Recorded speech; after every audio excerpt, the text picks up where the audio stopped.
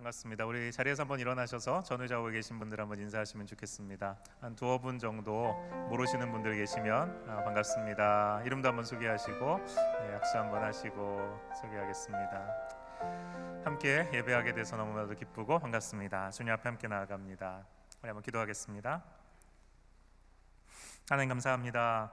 주님 앞에 우리가 함께 예배의 자리에 섰습니다. 오늘도 주님께서 말씀 통하여서 은혜 주실 줄 믿습니다. 이 은혜가 우리의 마음속에 새겨지게 하시고 하나님이 우리에게 주신 말씀 붙들고 또 주님 뜻대로 살아갈 수 있도록 성령의 능력도 주옵소서. 예수님의 이름으로 기도합니다. 아멘. 우리가 샤인 비전에 대해서 5주를 함께 말씀을 나누고, 그리고 지난주에 말씀 사경의 은혜 가운데 하나님 주신 말씀을 들었습니다. 그리고 이제 우리가 다시 에베소서 4장 말씀으로 이제 돌아가려고 합니다. 에베소서 1장부터 3장까지 저희가 쭉 살펴보았고, 그리고 이제 4장, 에베소서의 후반부가 되는 4장이 시작이 되게 됩니다. 가정에서 어머니의 중요한 역할 중에 하나는 집안 식구들에게 맛있고 또 몸에 좋은 음식을 차려주시는 것이죠. 한참 잘 먹는 성장기에 있는 아이들을 둔 엄마들이 제일 무서워하는 말이 뭔가 하면 엄마 뭐 먹을 거 없어? 라는 말이라고 들었습니다. 먹고 돌아서면 금방 또 배고프다고 하는 아이들에게 엄마는 뭘 또 먹어야 될까 항상 걱정을 합니다. 하지만 또 아이들이 잘 먹어주는 것만큼 사실 엄마를 행복하게 해주는 것도 없죠. 그렇게 잘 먹던 아이가 어느 날 심한 감기 몸살이라도 걸려서 알아누우면 아무리 평소에 아이가 좋아하던 맛있는 음식을 차려놓고 아이에게 먹으라고 해도 축 처져서 하루 종일 그냥 끙끙 앓기만 합니다. 그때 엄마 마음은 어떨까요? 얼른 일어나서 밥 한 그릇 뚝딱 먹어주면 더 이상 바랄 게 없겠다, 그런 마음 아니겠습니까? 이런 엄마의 마음은 여러분의 영혼을 책임지고 있는 목사에게도 있습니다. 가끔 저는 성도들이 성장기에 있는 아이들처럼 늘 말씀에 또 은혜에 목마르고 배고픈 상태면 참 좋겠다, 그런 엄마 같은 생각을 합니다. 말씀을 읽고 또 설교를 듣고 또 들어도 계속해서 좀 더 하나님 말씀을 들려주십시오. 좀 더 하나님의 말씀을 배우게 해주십시오. 또 하나님의 은혜로 나아가고 싶어하는 그와 같은 영적인 목마름과 배고픔으로 자라나는 성도들, 이런 성도들은 말씀을 듣는 눈빛부터가 다릅니다. 설교자와 눈을 맞추고 반짝반짝 빛나는 눈으로 말씀을 섭취합니다. 그냥 말씀을 수동적으로 듣는 것이 아닙니다. 아무 말이나 그냥 말이 끝나면 아멘 아멘 하면서 기계적으로 말씀을 듣는다는 것도 아닙니다. 이들은 마치 맛 좋은 음식을 입에 넣고 음미하면서 꼭꼭 씹어서 잘 씹어서 넘기듯이 그렇게 말씀을 대합니다. 때로는 어려운 말씀도 있죠. 어려운 말씀이라 딱딱하게 느껴지기도 합니다. 그러면 좀 더 많은 시간과 정성을 들여서 말씀을 대하려고 합니다. 어렵다고 불평하는 것이 아니라 자신의 말씀에 대한 이해의 부족을 인정하면서 하나님께 어려운 말씀이지만 이 말씀을 깨닫게 해주십시오 라고 기도하면서, 진심으로 간절히 기도하면서 말씀에 매달립니다. 예배가 마치면 설교자의 손을 잡고 진심으로 감사의 마음을 표합니다. 말씀을 들으면서 영적인 고민이 생기게 되면 직접 찾아오시거나 전화를 하시거나 아니면 메시지나 문자 등을 통해서 목사와 이야기를 나누기도 합니다. 이런 성도들이 영적으로 성장하는 성도들입니다. 이런 성도들을 볼 때 목사는 한 편의 설교를 준비하기 위해 쏟은 모든 땀과 수고에 대한 충분한 보상을 받습니다. 새벽마다 전할 말씀을 묵상하며 기도하고 이 말씀을 들을 성도들을 위해 기도하고 또 밤잠을 못 자면서 말씀과 씨름하며 혹시라도 하나님의 말씀을 온전히 말씀 그대로 전하지 못할까 두려움으로 노심초사하는 시간을 보내다가도 이렇게 말씀에 또 은혜에 목마른 성도들, 그렇게 배고파하는 성도들을 보면 그 즉시 피곤을 잊고 다시 하나님의 말씀을 준비하게 되는 것입니다. 그런데 성도들 중에는 안타깝게도 이렇게 준비한 영적인 양식을 소홀히 여기거나 심한 경우 거절하는 사람들이 있습니다. 영적인 양식을 먹기를 싫어하고 그 대신에 몸에 해로운 온갖 세상의 색소와 또 독소가 들어가 있는 불량식품으로 하나님의 말씀을 대체하는 것입니다. 몸에 그 색소가 들어간 불량식품이 들어가는 순간 우리의 몸을 병들게 하는 이런 해로운 세상의 죄된 음식들로 배를 불리다 보니까 정작 우리의 영혼을 깨우고 성장하게 하는 이 하나님의 말씀이라는 양식은 먹을 공간이 없는 것입니다. 이런 성도들은 하나님의 말씀 듣기를 소홀히 합니다. 주일 예배에 똑같이 나와서 앉아 있지만, 그래서 말씀을 듣기도 하지만 정작 듣는 그 말씀이 영혼으로 흡수되어지는 것이 아니라 귀만 스쳐서 지나가는 것입니다. 이처럼 말씀 먹기를 싫어하는 성도들이 앉았다 간 자리에는 존귀한 하나님의 말씀이 버려진 음식처럼 바닥에 그냥 쏟아져 있습니다.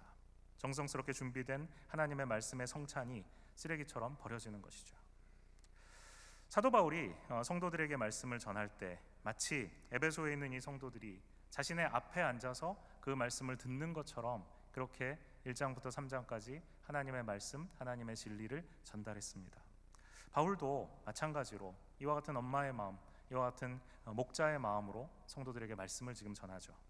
에베소서 전반부인 이 1장에서부터 3장까지 바울은 이 하나님의 영적인 진리를 온 마음을 다해서, 온 힘을 다해서 에베소의 성도들에게 가르쳤습니다.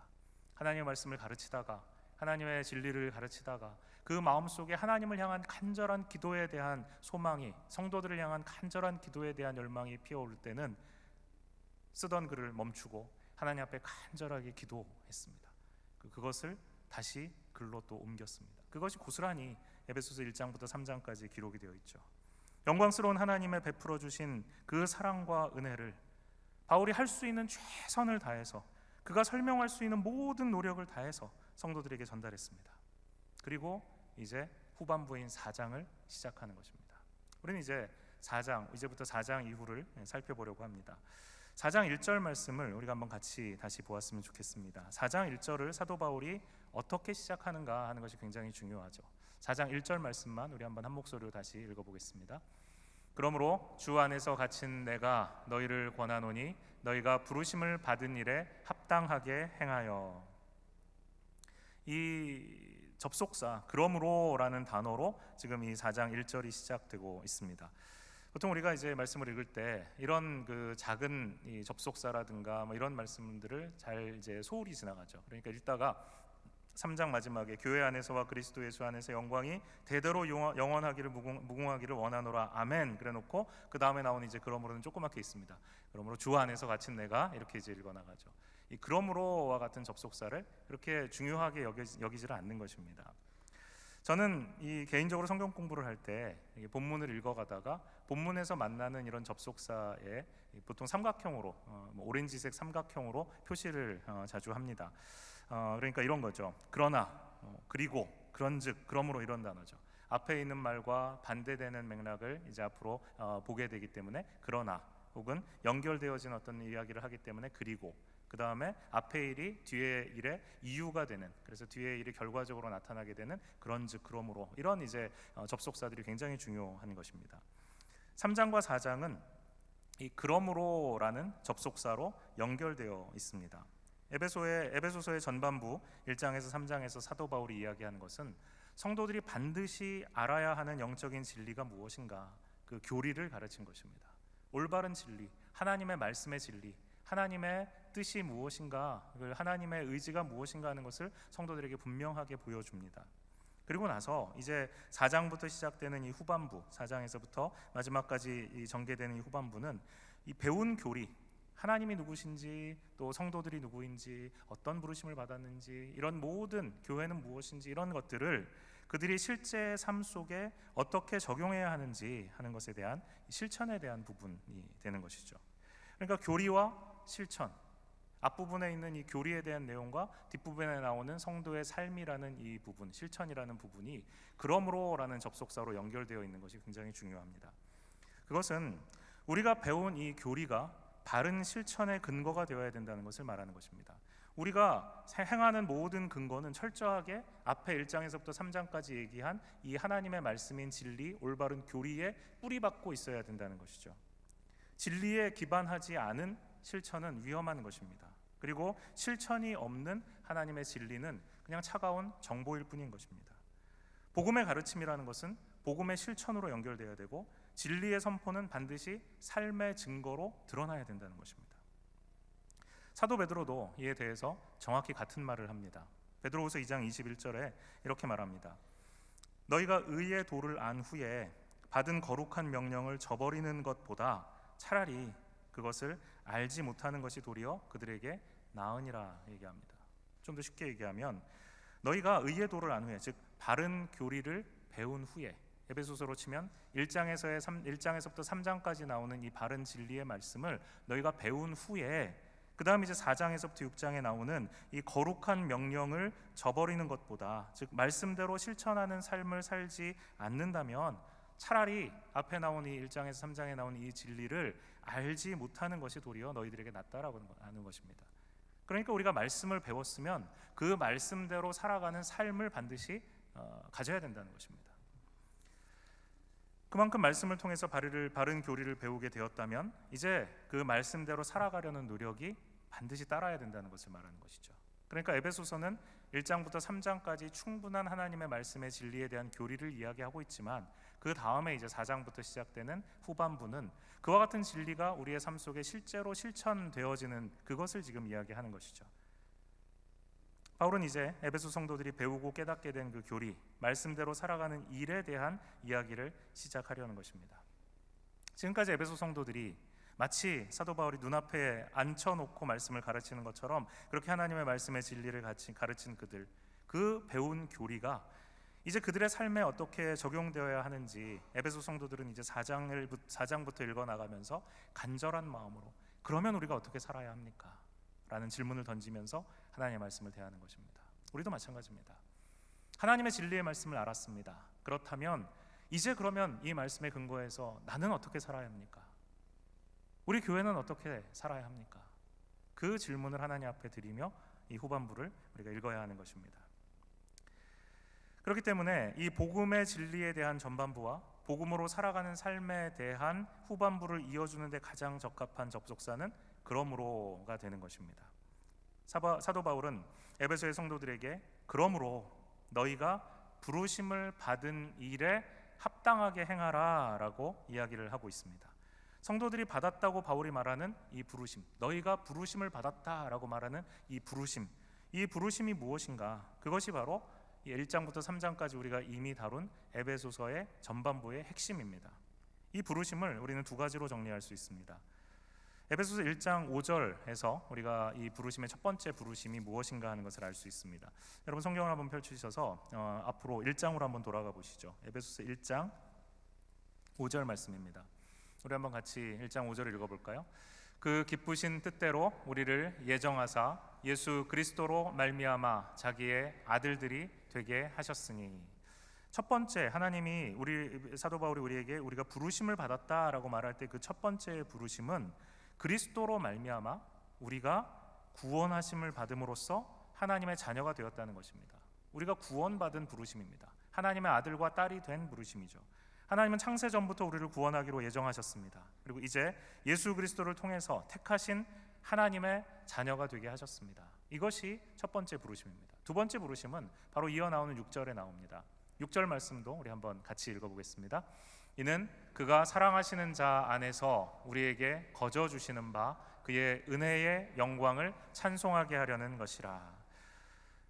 하나님께서는 우리를 부르셔서 5절에 보면 그리스도로 말미암아 구원하시고 하나님의 아들들이 되게 하셨습니다. 이게 첫 번째 부르심이라면 두 번째 우리를 부르신 것은 바로 하나님의 은혜의 영광을 찬송하게 하려 함이다라고 하셨습니다. 하나님의 은혜의 영광을 찬송하는 것, 우리를 부르셔서 구원하셨고 우리를 하나님의 영광을 찬송하기 위해서 부르셨다는 것입니다. 이 두 가지 부름입니다.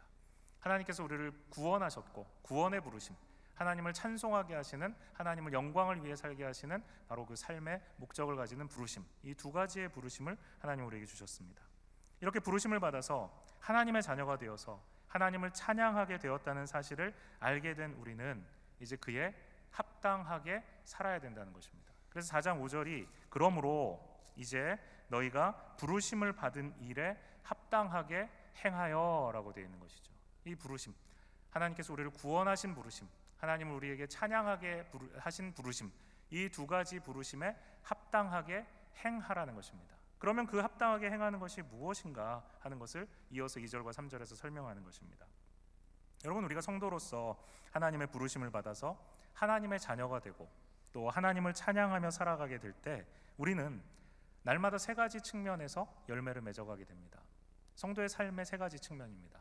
하나는 우리의 내면입니다. 우리의 내적인 면에서 성도로 살아가면서 부르심을 받은 부르심에 합당한 삶을 살아가게 될 때 내적인 열매를 맺게 됩니다. 우리의 내적인 열매는 우리 안에만 머무르지 않고 그것이 바깥으로 연결되어서 바깥에 또 다른 열매를 맺어갑니다. 외적인 열매입니다. 그리고 내적인 열매와 외적인 열매는 다른 사람들과의 관계라는 또한 열매를 맺어갑니다. 이 세 가지 측면의 열매입니다. 이 세 가지 열매에 대해서 2절과 3절이 분명하게 설명을 해줍니다. 2절 3절 말씀 우리 한번 다시 같이 한번 읽어볼까요? 모든 겸손과 온유로 하고 오래 참음으로 사랑 가운데서 서로 용납하고 평안에 매는 줄로 성령이 하나 되게 하신 것을 힘써 지키라. 이 구절에서 여러분 중요한 단어들을 찾아본다면 어떤 것일까요? 여러분 성경을 굉장히 깨끗하게 보시죠. 성경책을 가지고 다니시면서 이렇게 보는데 중요한 단어가 있으면 막 동그라미도 치시고 성경을 좀 이렇게 자기 것으로 삼으셔야 됩니다. 성경을 깨끗하게 봤다고 아무도 상 주지 않습니다. 성경을 나중에 저한테 가져와서 제가 얼마나 깨끗하게 봤는데 목사님 그런다고 제가 칭찬해드리지 않고요. 성경의 말씀에 여러분이 동그라미도 치시고 필요하면 메모도 하시고 설교를 들으시면서 인사이트가 있는 것이 있다면 적기도 하시고 적용도 적으시고 그렇게 해서 성경에 여러분 손때를 묻히는 게 굉장히 중요해요. 2절과 3절을 읽으시면서 여러분 어떤 단어가 중요하다고 생각해서 만약에 동그라미를 치신다면 어떤 단어들의 동그라미를 치시겠습니까? 겸손, 그죠? 또 온유. 겸손과 온유인데 모든 겸손, 모든 온유입니다. 그 다음에 또 어떤 단어가 중요할까요? 오래 참음, 또 사랑으로 서로 용납함, 그 다음에 하나 되게 하신 것 힘써 지킴. 뭐 이런 것들을 여러분이 아마 동그라미를 치실 수 있을 것 같습니다. 맞습니다. 바울이 지금 여기에서 우리에게 5가지의 열매를 말하고 있습니다. 이 5가지 열매들은 성도의 아까 3가지 측면, 우리의 내적인 면, 그 다음에 바깥의 외적인 면, 그리고 관계적인 면, 이 3가지 측면에서 우리 성도들이 부르심에 합당하게 성장할 때, 행할 때 반드시 나타나는 요소들입니다. 첫 번째 성도의 내적인 요소, 우리의 마음속에 일어나는 열매는 겸손과 온유입니다. 모든 겸손과 모든 온유. 그 다음에 이 성도의 내적인 이 겸손과 온유가 자라나게 되면 어떻게 나타나는가 하면 오래 참음으로 그리고 사랑 가운데 서로 용납함으로 나옵니다. 그리고 그것이 결국 바깥으로 교회 안에서 평안을 이루어서 교회가 함께 하나됨을 지키는 것으로 나타나게 되는 것이죠. 무엇보다도 먼저 성도가 하나님의 진리의 말씀을 통해서 성장하게 되면 그 성도는 그 내면에 겸손과 온유라는 열매를 맺게 됩니다. 여러분 겸손이 뭘까요? 여러분 겸손하십니까? 여러분 겸손하세요? 자신 있게 대답하면 겸손하지 않으신 거죠? 겸손이 뭘까? 제가 국어사전을 한번 찾아봤습니다. 국어사전에는 남을 존중하고 자기를 내세우지 않는 태도가 있음, 남을 존중하고 자기를 내세우지 않는 태도가 있음이라고 설명을 하고 있습니다. 남을 존중하기 때문에 혹시라도 다른 사람에게 폐가 될까봐 자기가 무엇인가 자랑할 것이 있다고 하더라도 일부러 그것을 내세우지 않는 태도를 가지는 것, 그게 이제 겸손이라는 것이죠. 이게 사전적인 의미입니다. 배경, 또 자기가 성취하는 것, 이룬 것, 소유, 또 자녀 이렇게 자기가 이룬 것이나 가진 것에 대해서 자랑을 하면서 자신을 높이는 태도를 보이는 것은 사전적인 의미에서 전혀 겸손한 자세가 아니라는 것입니다. 이런 면에서 우리는 대부분 겸손을 당연한 미덕으로 생각합니다. 그리고 겸손한 태도를 가지려고 노력합니다. 그러니까 자랑할 것이 있더라도 스스로 절제하죠. 그것이 교양 있는 자세라고 생각하기 때문에 그렇습니다.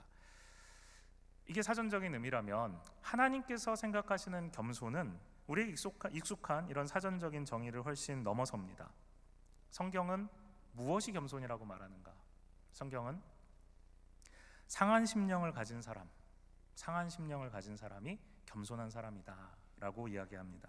진정한 겸손은 무엇인가? 우리의 마음속에 있는 상한 심령이 겉으로 나타날 때 그것이 겸손의 모습으로 나타난다는 것입니다. 그러니까 겉으로 표현되는 겸손을 말하는 것이 아니라 그 겸손의 뿌리를 이야기하고 있는 것입니다. 마음의 통회함, 우리의 심령의 상함, 그리고 마음의 겸손함으로 나타나는 이 모든 것들은 서로 연결되어 있는 불가분의 관계입니다. 이사야 선지자는 이렇게 얘기하죠. 이는 겸손한 자의 영을 소성케 하며 통회하는 자의 마음을 살아나게 하려 함이라.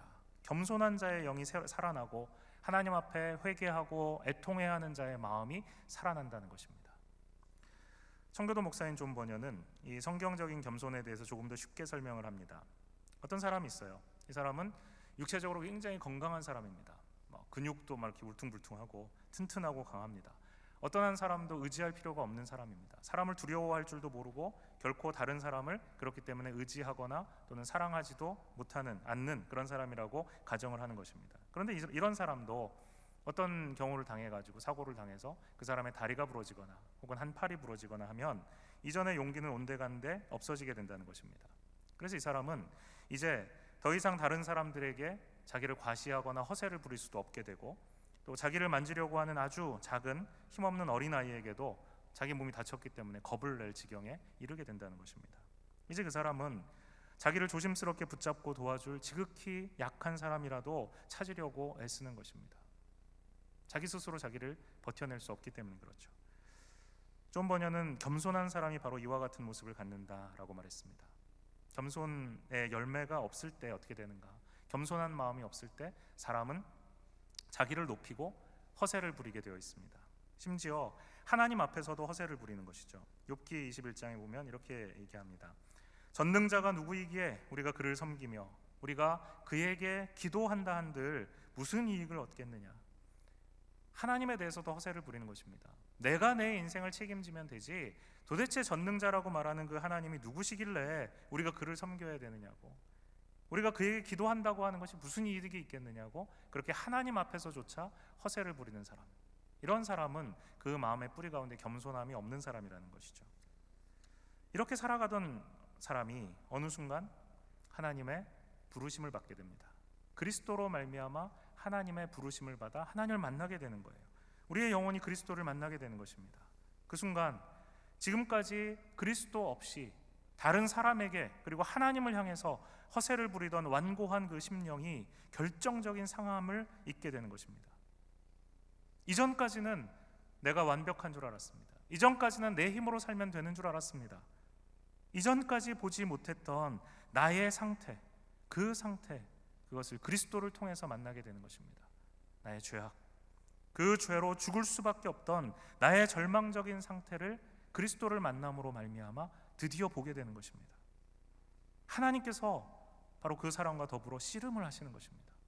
하나님과 더불어 씨름하게 될 때 하나님이 나의 환도뼈를, 나의 마음을 꺾어 버리시는 것입니다.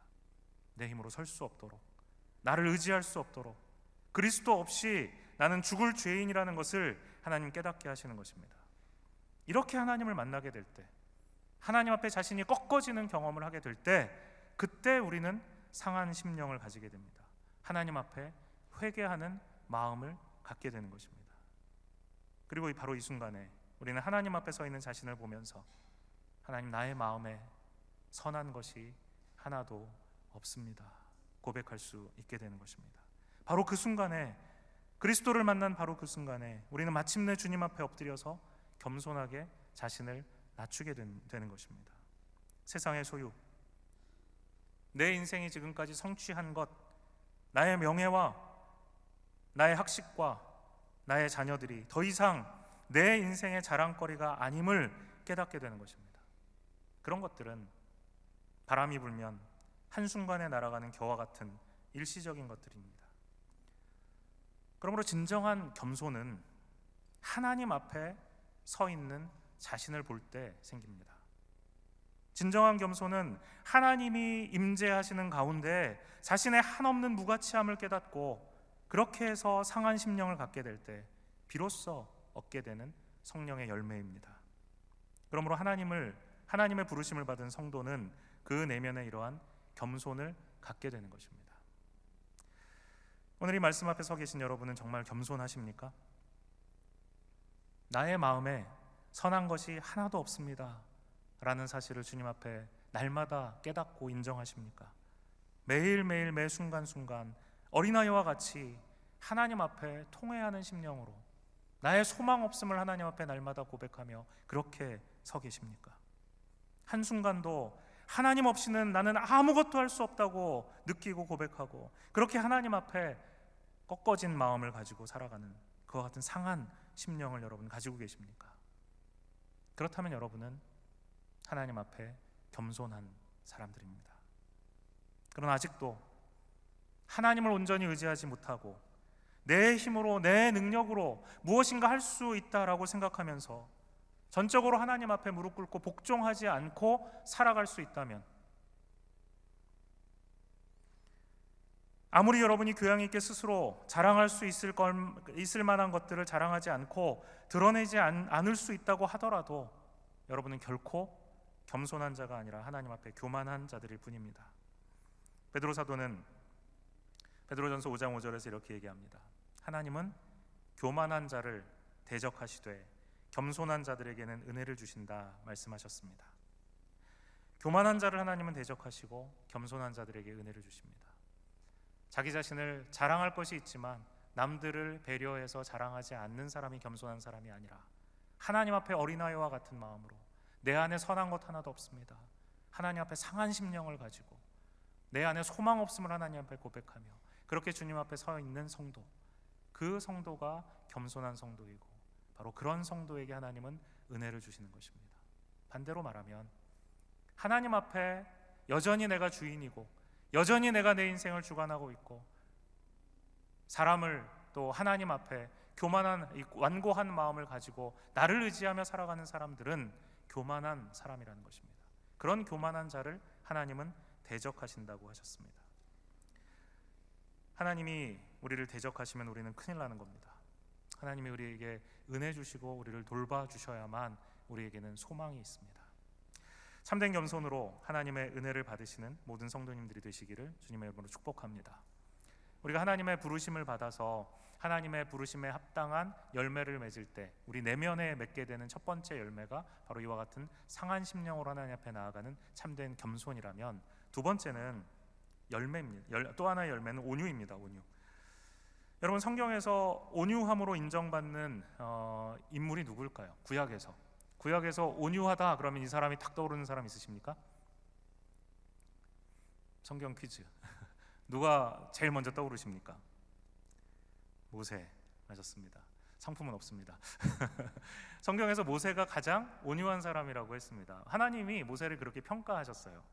민수기를 보면 이 사람 모세는 온유함이 지면의 모든 사람보다 더하더라 라고 하나님 말씀하고 계십니다.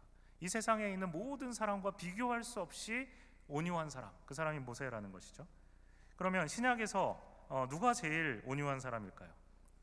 이걸 물어보면 꼭 예수님도 치나요 안 치나요 이렇게 물어보시는 사람들이 있어요. 예수님도 치고 누굴까요? 예수님입니다. 교회에서 뭔가 잘 모르면 예수님 교회 이것 중에 대답하면 맞아요. 대체로 예수님입니다. 예수님이 왜 가장 온유하신가? 예수님 자신이 온유하다고 말씀하셨거든요. 마태복음 11장에 보면 나는 마음이 온유하고 겸손하다 예수님 말씀하셨습니다. 하나님의 아들이신 예수님께서 자신이 온유하다고 하셨으니까 최고의 온유하신 분은 예수님이신 거죠. 그러니까 이 모세의 성품 그리고 예수님의 성품을 살펴보면 이 온유함이라는 것의 열매를 잘 이해할 수 있겠죠. 제가 사랑하는 국어사전을 다시 한번 찾아봤습니다. 온유가 뭔가? 온유를 이렇게 정의를 하더라고요. 성격이나 태도 따위가 온화하고 부드러움. 성격이나 태도 따위가 온화하고 부드러움. 그래서 우리는 나긋나긋하고 부드러운 사람, 평생 화도 낼 줄 모를 것 같은 사람, 팔을 막 비틀어도 그러면 부러진다니까 이러면서 아무 화내지 않는 사람, 이런 사람을 우리는 온유한 사람 이렇게 생각하기 쉽습니다. 국어사전적인 의미죠. 그런데 세상의 모든 사람과 비교할 수 없이 온유했다는 이 평가를 받은 모세가 정말 나긋나긋하고 부드럽고 화도 내지 않을 것 같은 그런 사람이었을까? 아니더라고요. 출애굽기 32장 말씀을 여러분 보시면 모세가 하나님의 산에 올라가서 십계명을 받습니다. 기억하시죠? 십계명을 받아서 내려오는데 산 아래에서 이스라엘 백성들이 금으로 자기들이 가져왔던 금송아지, 금부치를 다 끄집어내가지고 금송아지로 우상을 만듭니다. 그리고 그 앞에서 예배해요. 이것을 본 온유한 모세가, 이 세상에서 가장 온유한 모세가 어떤 반응을 보였는지 아십니까?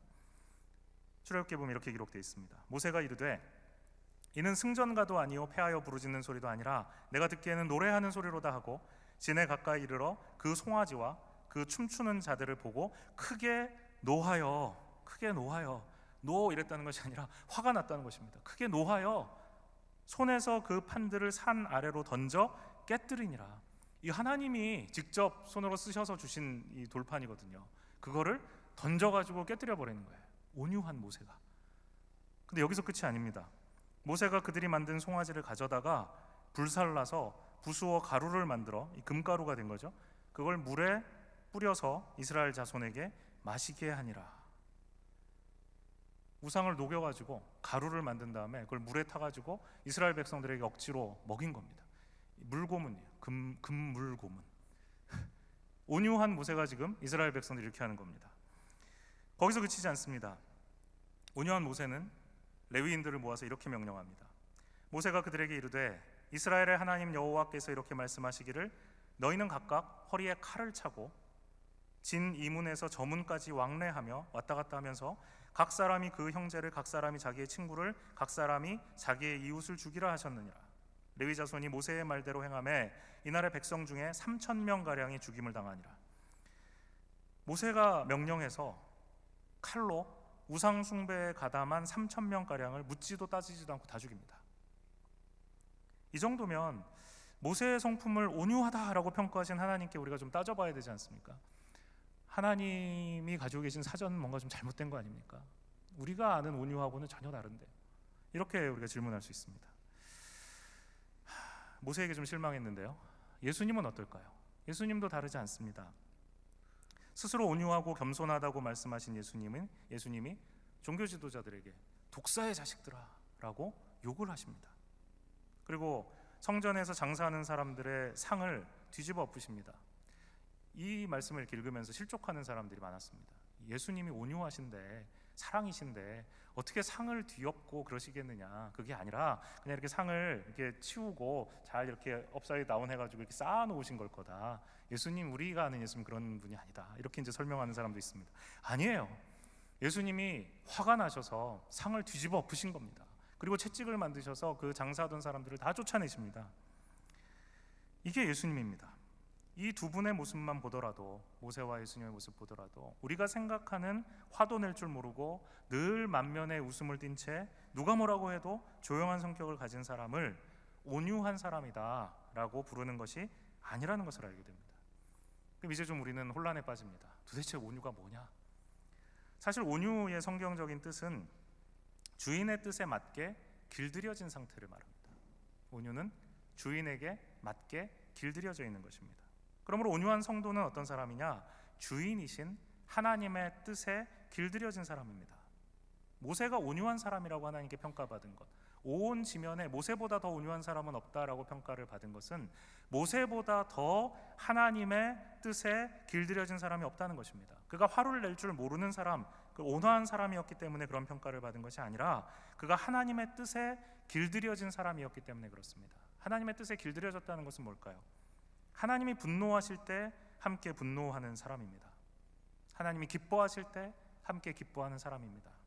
하나님이 원하시는 길이라면 그 길이 아무리 가시밭길이라도 기꺼이 걸어갈 수 있는 사람입니다. 길들인다, 하나님의 뜻에 길들여진다, 그것이 바로 그런 의미입니다. 여러분이 사랑하는 개를 데리고 산책을 하다가 여러분이 어떤 사람에게 공격을 당한다고 생각해 보십시오.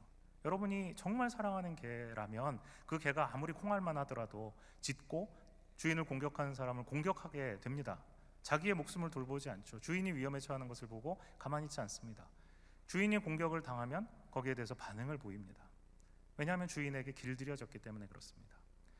전쟁에 나갈 때 고대 이스라엘에서 용사가 나가면 그 옆에 병기 든 자가 함께 따라 나갑니다.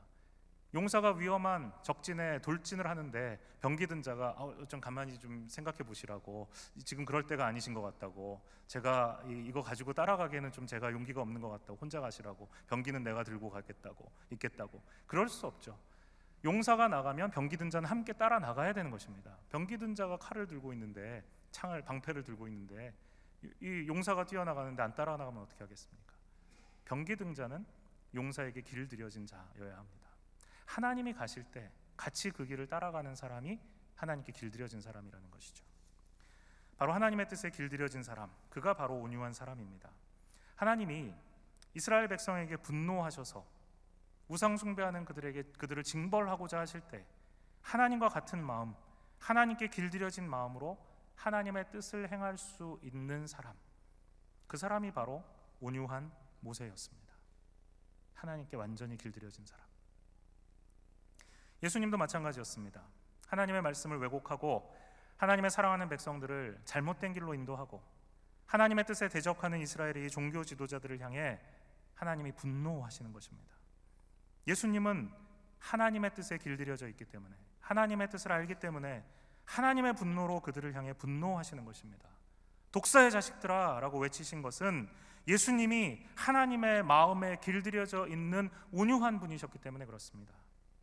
죽음의 위협을 수없이 당하면서도 복음을 전하기 위해서 땅끝까지 갔던 사도 바울도 하나님의 마음을 알았기에 그 길을 마다 않고 걸어갔던 온유한 사람이었습니다. 하나님의 초대교회, 하나님 불러주신 초대교회에 자기의 목숨도 마다 않고 예수 그리스도 그분만이 나의 주님이시라고 말하면서 순교했던 모든 그리스도의 제자들, 그들 성도들, 그들도 역시 온유한 사람이었습니다. 하나님의 뜻에 길들여져 있던 사람들이기 때문에 그렇습니다. 그렇다면 여러분은 온유하십니까? 하나님의 뜻에 온전히 길들여져 있으십니까? 순간순간 야수와 같은 자아중심성, 나의 이기적인 욕망 등이 튀어나오지 않습니까? 보름달이 뜨면 늑대로 변한다는 늑대 인간의 전설처럼 여전히 시시때때로 내 뜻대로 살아가고자 하는 그 짐승 같은 본성이 내 안에서 시시때때로 나오고 그 본성을 따라 살아가려고 하지 않습니까? 그렇다면 우리는 아직 이 온유함의 열매를 온전히 맺지 못하고 있는 것입니다. 이곳에 있는 우리 모두가 예수님을 닮은, 또 모세를 닮은, 그래서 하나님의 뜻에 온전히 길들여져 있는 참으로 온유한 성도가 되었으면 좋겠습니다. 온유의 열매를 맺어서 하나님의 뜻이 내 뜻이 되고 내 뜻이 하나님의 뜻에 한치도 벗어나지 않는 그런 성도들, 그렇게 하나님께 완전히 길들여져 있는 성도들, 그와 같은 온유한 성도들이 되기를 주님의 이름으로 부탁합니다. 이렇게 우리의 내면이 겸손의 성품, 또 온유의 성품으로 채워진 사람들은 그 겸손과 온유가 우리의 안에만 머물러 있지 않습니다. 그것이 이제 바깥으로 흘러나갑니다.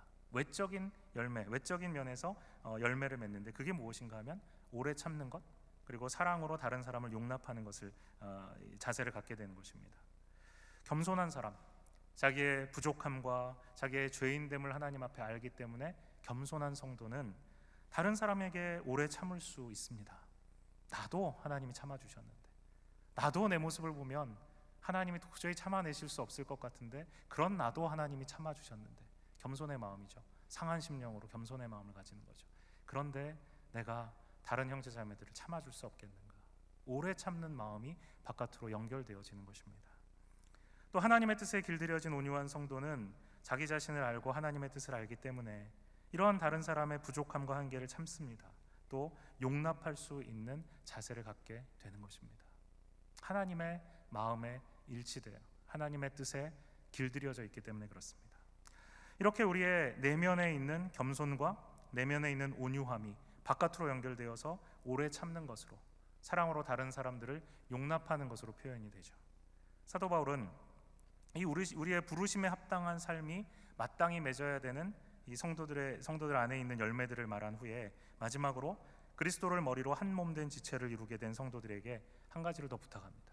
그것이 이제 관계적인 측면에서 부탁입니다. 그것은 무엇인가 하면 우리가 성령 안에서 하나됨을 힘써 지켜야 된다는 것입니다. 겸손하고 온유하고 오래 참고 다른 사람을 용납할 수 있게 되었다면 우리는 성령 안에서 하나로 연결되어서 그것을 힘써 지킬 수 있는 존재가 되었다는 것을 말합니다. 우리가 하나 되어서 평안을 이루지 못하면 성령은 슬퍼하십니다. 반면에 사탄은 기뻐합니다. 이 하나됨에 대해서는 이제 4장 4절 이하에 더 자세하게 이야기를 하고 있기 때문에 오늘은 간단하게 말씀만 드리고 넘어갑니다. 오늘 우리가 말씀을 묵상하시면서 이번 한 주간 동안 여러분 마음속에 새기고 또 적용하고 돌아보셔야 될 것은, 나는 정말 하나님의 부르심에 합당한 겸손을 가지고 있는가? 나는 하나님의 부르심에 합당한 일을 행할 수 있도록 온유한가? 그 부분을 여러분이 집중적으로 하나님 앞에 살펴보시며 기도하고 묵상하시면 좋겠습니다. 오늘 배운 겸손과 온유, 오래 참음, 그리고 사랑으로 용납함이라는 이 성품 중에 여러분이 내가 정말 붙들고 하나님 앞에 기도해야 되겠다라고 생각이 드는 것은 무엇입니까? 여러분 정말 겸손하십니까? 여러분 정말 하나님의 뜻에 길들여져 온유하십니까? 오래 참으실 수 있습니까? 다른 이들을 사랑으로 용납하고 또 하나 될 수 있으십니까? 우리 함께 하나님 앞에 이 말씀 돌아보며 기도했으면 좋겠습니다.